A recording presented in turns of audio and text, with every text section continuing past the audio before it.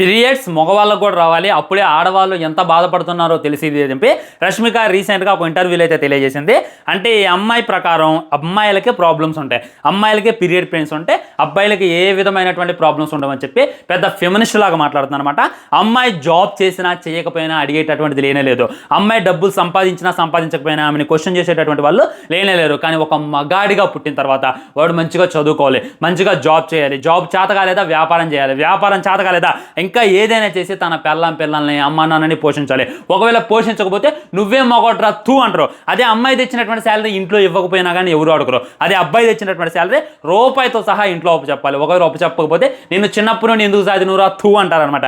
ఒక అమ్మాయిని కానీ ఈజీగా వేరే వాళ్ళ ఇంటికి పంపిస్తారు. ఆ అమ్మాయి చూసుకున్నట్లయితే అక్కడ మహారాణిలా బతికితే, కానీ వీడు చూసుకున్నట్లయితే ఒక అమ్మాయిని ఇంటికి తెచ్చుకోవాలి, ఆ అమ్మాయిని చదాలి, ఆ అమ్మాయికి పుట్టేటటువంటి పిల్లగాలను చదాలి, బోనస్గా వీళ్ళ అమ్మ నాన్న కూడా చదాలన్నమాట. ఈ విధంగా ఒక మగాడు బాధ్యత బరువు అని చెప్పి చాలా అంటే చాలా నెత్తిన వేసుకుంటాడు రష్మిక. ఒక్కసారి ఫోటో చూడు, ఈ వయసులో కూడా నేను బుక్స్ అమ్మి సంపాదిస్తున్నాను అనమాట. ఇలా సంపాదించేటప్పుడు ఒక్క లేడీని కూడా నువ్వు చూపేది. అమ్మాయిలకే కాదు అబ్బాయిలకు కూడా ప్రాబ్లమ్స్ ఉంటాయి. గట్టిగా మాట్లాడితే అబ్బాయిల కన్నా అమ్మాయిల ప్రాబ్లమ్స్ చాలా చాలా గుండు పిన్నలు అంటే, కానీ అబ్బాయిల ప్రాబ్లమ్స్ గడ్డపార లాంటివి అని చెప్పి గుర్తుపెట్టుకో.